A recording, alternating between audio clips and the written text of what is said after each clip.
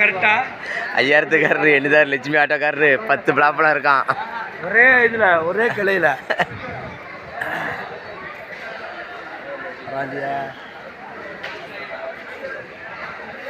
சரி வாங்க அப்படி ஒரே ஒரு கம்பளம் புத்தனை காய் வருமா? வரும் வரும். கோயில் முன்னாடி அதான் அதிசயம்.